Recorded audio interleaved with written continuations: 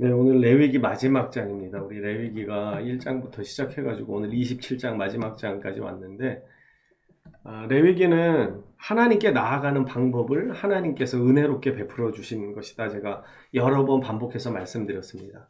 우리가 누군가에게, 사람에게도 무언가 대단히 잘못을 했을 때는요, 사실 용서를 구한다는 게 엄청난 용기가 필요합니다.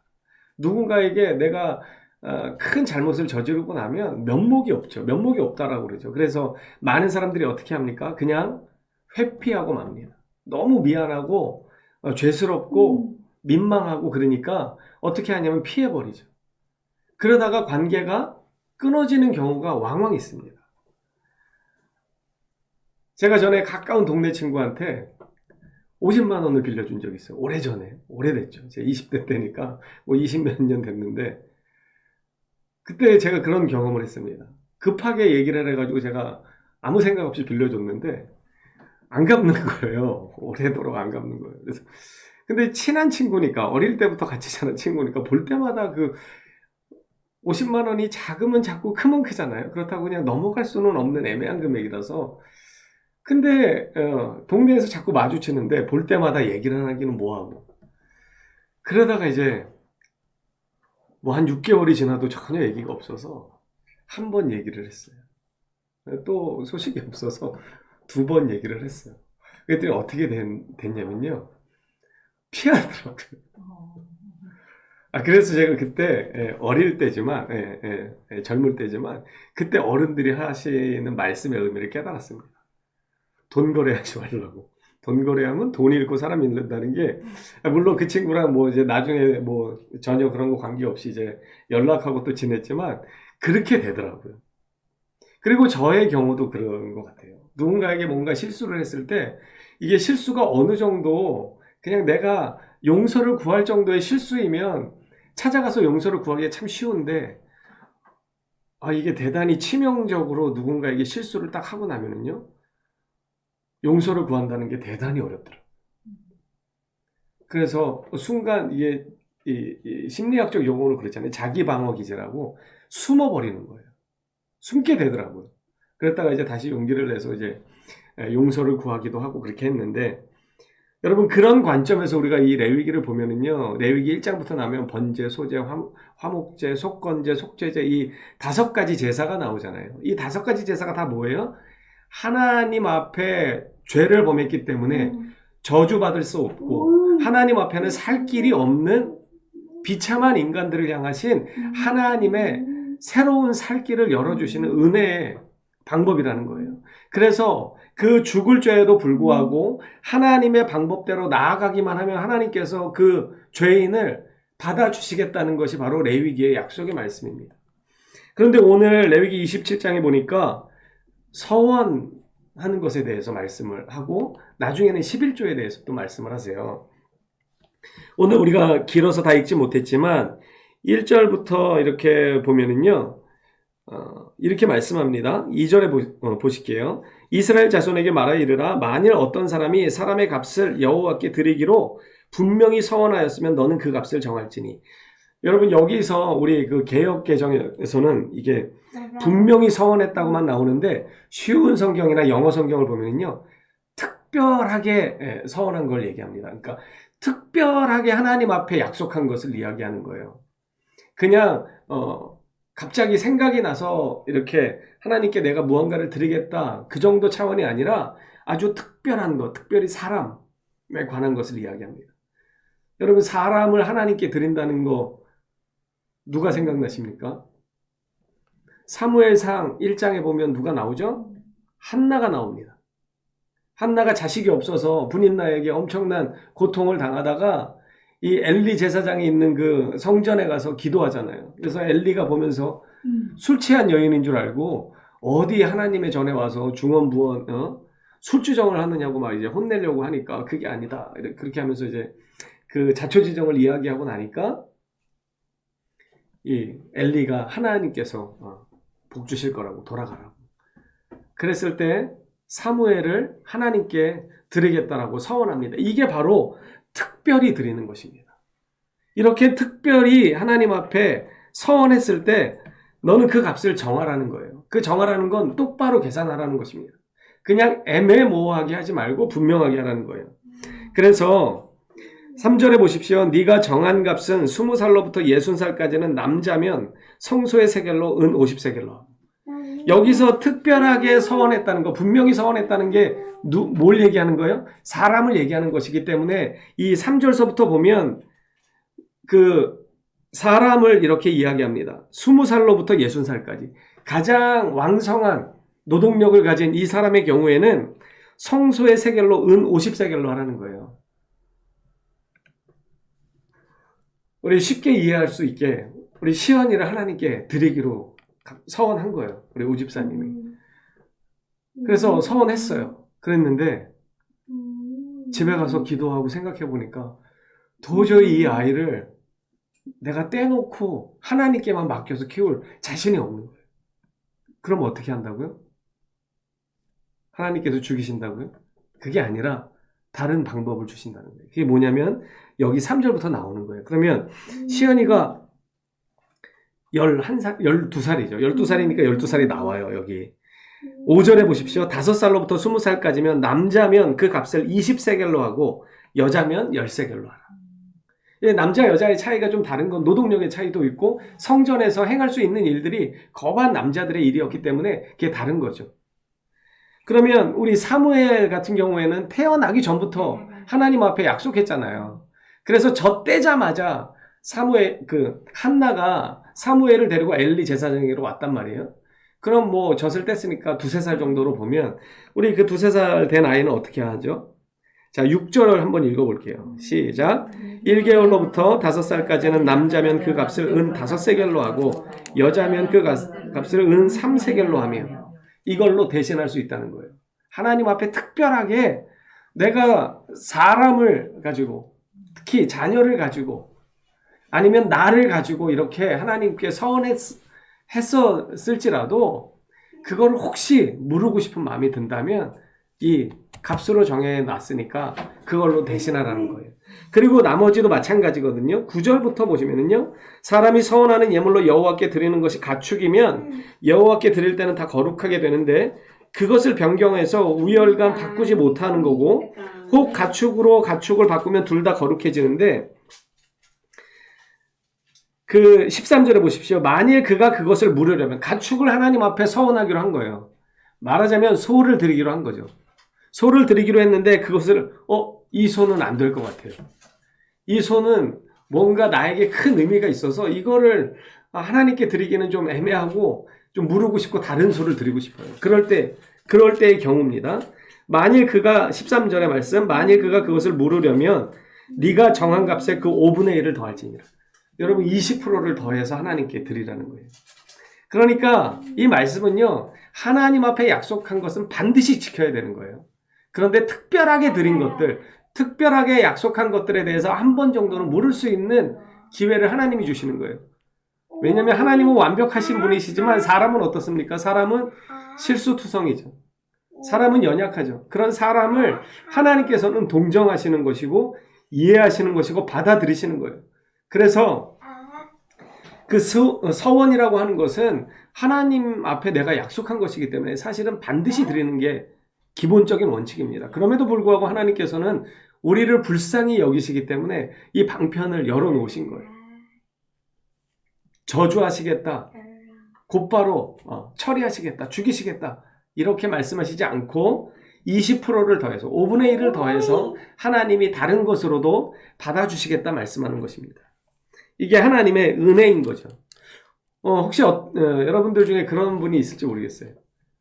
물러주는 거면 다 그냥 없던 일로 해주시지. 혹시 그런 생각 드십니까? 내가 하나님 앞에 1,000만 원 드리기로 했는데 생각해보니까 돈이 없어요.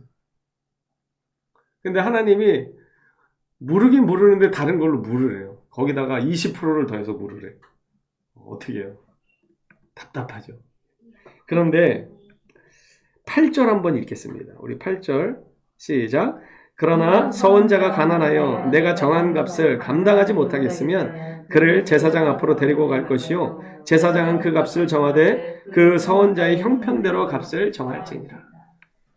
여러분, 이게 완전하시고 실수가 없으신 하나님께서 완벽하지 못하고 연약한 인간을 향하신 하나님의 은혜의 방법입니다.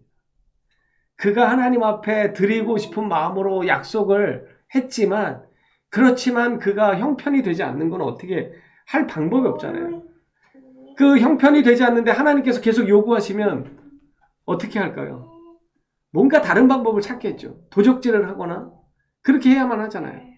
그런데 하나님께서는 은혜의 방편으로 가난해서 그 서원한 것을 지키지 못할 경우에는 그 값을 다시 정하라는 거예요. 일상적인 값을 정하는 그 룰이 있는데 그 룰 예외로 가난하니까 그 사람 형편에 맞게끔 조정해 주라는 것입니다. 이 참 말씀을 보다 보면 하나님이 우리를 얼마나 잘 이해하고 계시고 잘 알고 계시는지 저는 이 말씀이 참 은혜가 되더라고요. 그리고 나머지도 마찬가지입니다. 14절부터 보면 집을 드릴 때도 마찬가지. 집을 드리거나 토지를 드릴 때의 문제인데 그것도 물을 수 있어요. 그런데 대신 15분의 1을 더해서 값을 물어야 되는 것입니다. 여러분, 서원의 나쁜 예 한 가지가 있어요. 사사기 11장에 나오는 입다의 예죠. 입다가 하나님의 영이 임해가지고 적군들을 물리칩니다. 그래서 엄청난 승리를 거둬요. 그런데 이 사람이 여기서 이 업이 돼가지고, 속된 말로 이게 이 업이 된 상태로 어떤 서원을 하냐면, 내가 승리를 하고 집으로 돌아가는데 누구든지 가장 먼저 나를 만나는 사람을 하나님께 드리겠다라고 해요. 여기서 입다가 약속한 드리겠다라는 건 한나가 사무엘을 드리겠다라는 그 드림과 다릅니다. 한나는 사무엘을 하나님 전에서 하나님의 사람으로 드리겠다라고 약속한 것인데, 이 입다는요, 우리가 사사기를 잘 읽어보면 아시겠지만 사사시대는요 영적으로 암흑기입니다. 그래서 이 사사들의 면면을 보면은요 별로 우리가 본받을 만한 게 없어요. 입다도 마찬가지예요. 불량배 같은 사람이었거든요. 입다도 산에서 거칠게 살던 사람이에요. 그런데 이제 이스라엘이 용사가 없으니까 입다를 찾아가고 도움을 청한 거예요. 그러다 보니까 이 입다가 믿음도 이게 명확한 사람이 아닌 거죠. 그러다 보니까 하나님의 영이 임해서 전쟁에는 이겼는데 흥분을 해가지고 하나님 앞에 감사를 하면 될 것을 갖다가 나를 처음 만나고 환영하는 그 사람은 하나님께로 인신제사로 드리겠다고 약속한 거예요. 여러분, 하나님이 인신제사를 원하실까요? 절대 원하시지 않습니다. 하나님이 가장 가증스럽게 여기는 것 중에 하나가 사람을 우상에게 드리는 이 인신제사였어요. 사람을 태워서 우상에게 드리는 거죠. 이거 엄청난 죄악이잖아요. 하나님은 생명을 가장 소중히 여기시는 분이신데, 천하보다 귀하다고 말씀하셨는데, 그런데 이 입다는 그런 서원을 합니다. 그리고 우리 입다의 이야기를 한번 좀 찾아볼까요? 우리 사사기 11장을 좀 찾아볼게요. 앞으로 쭉 넘기시면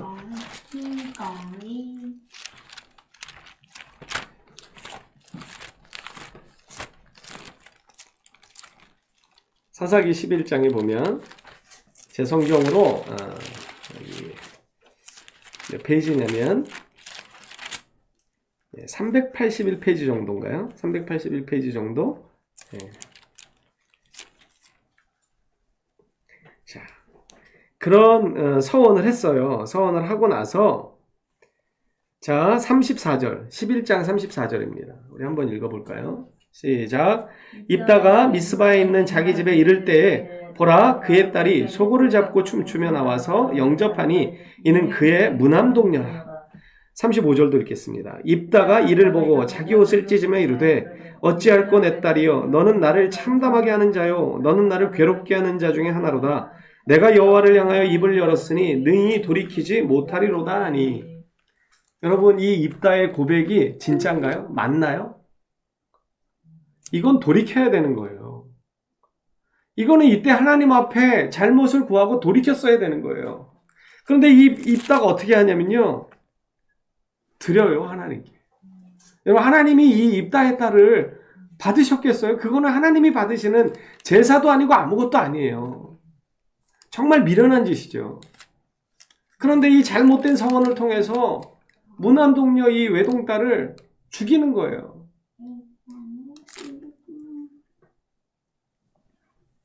그래서 이 40절에 보면 이스라엘의 딸들이 해마다 가서 길르앗 사람 입다의 딸을 위하여 나흘씩 애곡했대요. 잘못된 성원 앞에서 하나님이 어떠한 분이신지를 모르니까 이 입다가 엄청난 죄악을 저지르는 거예요. 여러분, 하나님은 그런 분이 아니십니다. 하나님은요, 우리를 너무나 사랑하셔서 자기 아들을 아끼지 않고 우리에게 내어주신 분이 바로 하나님이세요. 그 하나님이 우리에게 무언가 받기를 원하실 때, 여러분, 우리가 하나님께 드림을 통해서 완전히 핍절해지거나 정말 가난해져서 못 살게 되거나 죽을 지경이 되도록 하실까요? 하나님께서? 전혀 그럴 일이 없습니다. 여러분, 말라기 3장에서 분명히 말씀하죠. 11조를 하나님 앞에 드리라는 거예요. 그리고 시험해 보라는 거예요. 너희가 11조를 드리고 어떻게 되는지 시험해 보라는 거예요. 하나님께서 복의 복을 주시겠다고 말씀하셨습니다. 그런데 말라기 선지자가 이 이야기를 할 때는요, 이 예언을 선포할 때는요, 어떤 거예요? 이 10의 1조를 떼먹는 시대를 살았던 거예요.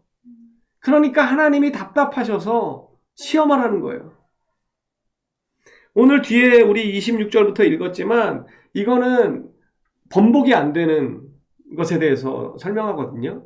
이 번복이 안 되는 것 중에 하나가 이거예요. 29절의 말씀 볼게요. 온전히 바쳐진 그 사람은 다시 무르지 못하나니 반드시 죽일지니라. 여러분, 여호수아서에 보면요, 여리고성을 엄청난 승리로 여리고성이 무너지죠. 여리고성이 어떻게 무너집니까? 전쟁을 통해서 무너집니까? 아니, 오직 하나님의 명령에 의해서 6일 동안 성을 하루에 한 바퀴씩 돕니다. 침묵을 유지한 채로. 그리고 7일째 되는 날은 7바퀴를 돌아요. 마찬가지로 침묵을 유지한 채로 그렇습니다. 그리고 나서 제사장들이 나팔을 불면 함성을 지릅니다. 여러분, 이 상황을 좀 생각해 보세요. 대단히 미친 짓이라고 밖에는 생각이 안 돼요. 이 여리고성이 얼마나 견고했냐면요, 난공불락의 요새로 유명했던 곳이에요. 정말. 그래서 아마 하나님께서 그들의 입을 다물게 하셨던 것 같아요. 여러분, 6일 동안 하루에 한 번씩 그 성주를 돌면서 무슨 생각을 했겠어요? 이 이스라엘 사람들이. 만약에 하나님께서 그들에게 말할 수 있는 기회를 주셨다면. 저는 이스라엘 사람들의 이 출애굽을 통해서 그 광야에서 얼마나 하나님 앞에 패역을 했습니까? 물이 없으면 물 없어서 죽겠다고 그러고, 고기 없으면 고기 없어서 죽겠다고 그러고, 만나하고 메추라기 주니까 이집트에서는 부추도 있었고 뭐 다른 것도 있었는데 여기는 그게 없어서 죽겠다고 그러고 그랬던 사람들입니다. 그런데 그랬던 사람들에게 그 견고한 여리고성을 계속 바라보면서 성주를 돌게 하면 이 사람들이 가만히 있었을까요? 저는 100% 이게 뭐 하는 짓이냐, 미친 짓이다, 여기서 이렇게 돌다가 저기서 돌이라도 굴러 떨어뜨리면 우리 죽을 거 아니냐, 저는 아마 100% 그랬을 거라고 예상을 해봅니다. 성경에 나와 있지 않지만.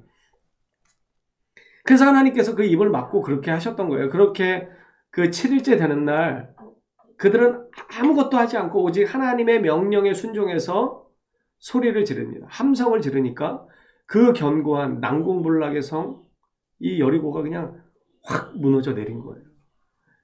그래서 그때 하나님께서 말씀하십니다. 다 진멸하라고.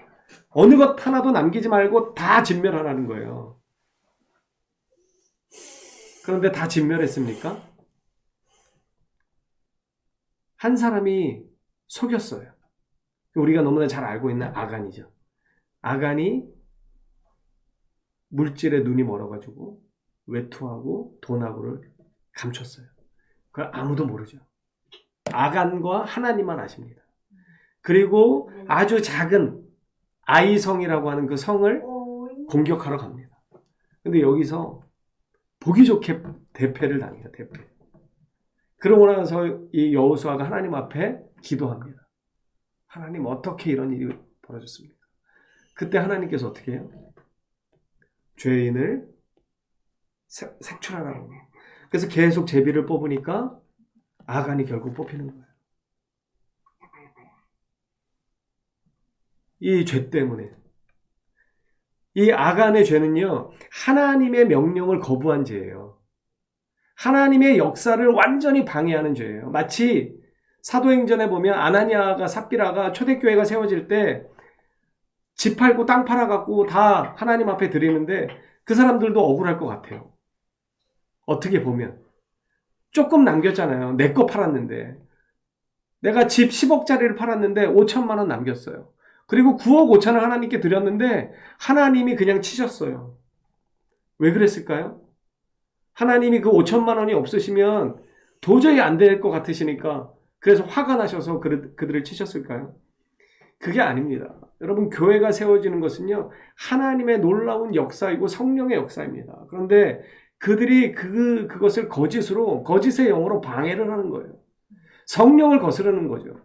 여러분, 성령을 거스르는 죄는 돌이킬 길이 없다. 사함받을 길이 없다고 성경은 이야기합니다. 오늘 여기 29절에 온전히 바쳐진 그 사람은 어떤 것이냐면 하나님 앞에 씻을 수 없는 죄를 지으면 죽게 된다는 거예요. 물론 우리가 주님 앞에 드려진 사람도 마찬가지로 하나님께 온전히 드려져야 되는 의미도 있지만 여기 29절에 좀 더 정확한 의미는 반드시 죽일지니라 이렇게 표현하고 있기 때문에 그것이 하나님 앞에 씻을 수 없는 죄, 하나님이 절대로 하지 말라고 하신 죄악을 저지르는 자는 용서함을 받을 길이 없다는 겁니다. 그리고 여러분, 여기 그 30절서부터 10분의 1이 나와요. 10의 1조. 우리가 10의 1조를 드리는데 10의 1조는 서원을 하지 말래요. 이거는 서원할 게 아니라는 거예요. 여러분, 서원은 뭡니까?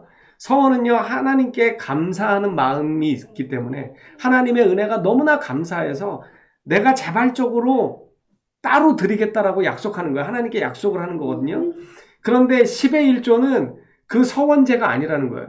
여기 보세요. 30절에 그리고 그 땅의 10분의 1, 곧 그 땅의 곡식이나 나무의 열매는 그 10분의 1은 여호와의 것이니 여호와의 성물이라. 또 만일 어떤 사람이 그의 11조를 물으려면 그것에 5분의 1을 더할 것이고 이렇게 쭉 이야기합니다. 그래서 이 10분의 1은요 그냥 서원제로 들어가질 않아요. 그냥 마땅히 하나님의 것이라는 거예요. 그럼 여기 보면 10분의 1만 하나님의 것이라고 했으니까 정말 10분의 1만 하나님의 것일까요?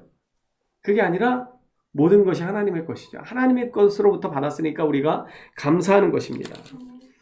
그래서 여러분, 오늘 이 레위기 27장을 마무리하면서 하나님께서 서원에 대해서 말씀하시는데 하나님 앞에 약속한 것을 지키라는 거예요.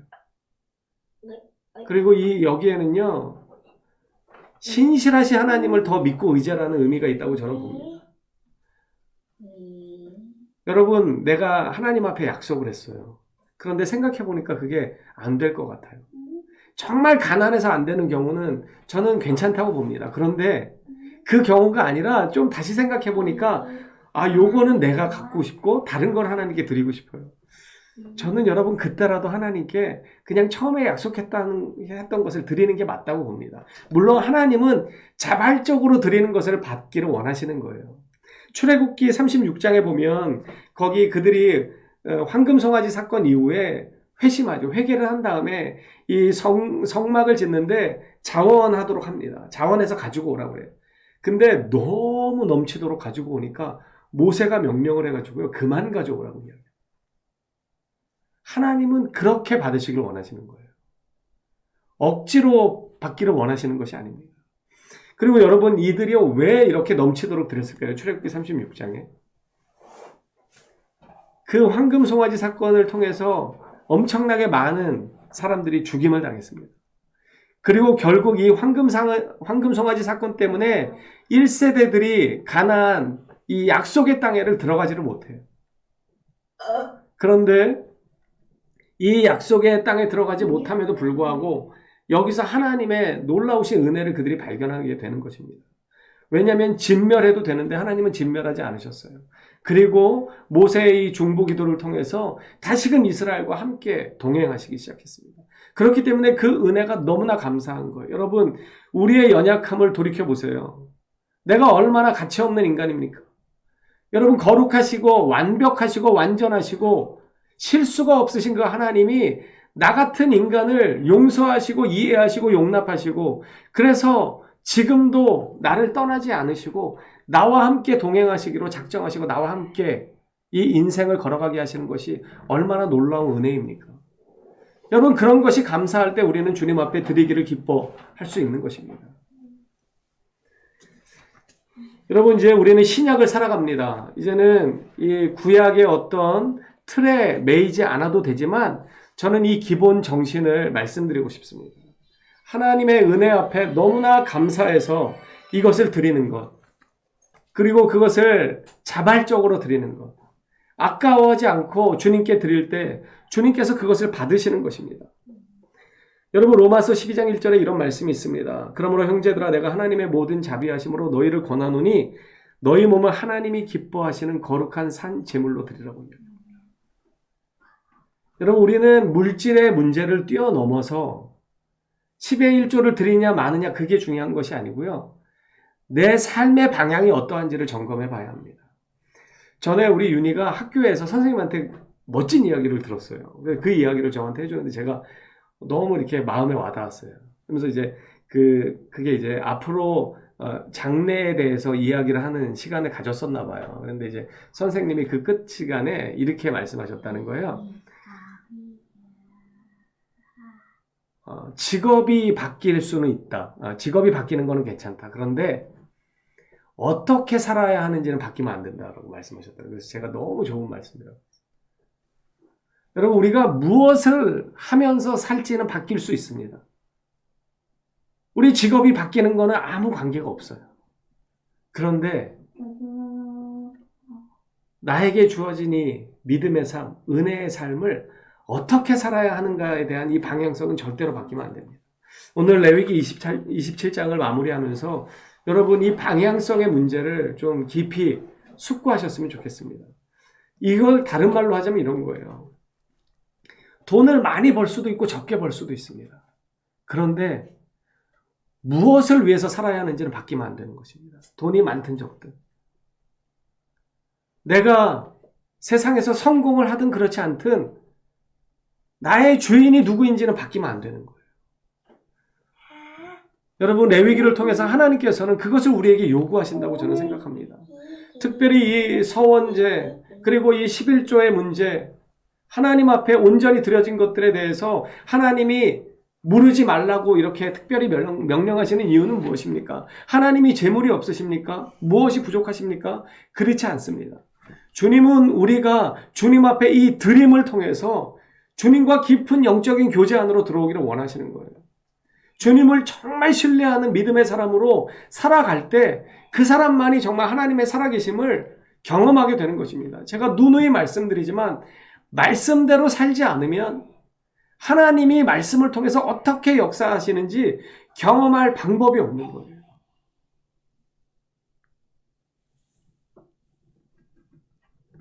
(10의 1조를) 드려보지 않으면 하나님이 그것을 받으시고 나에게 어떻게 복 주시는지를 경험할 길이 없습니다.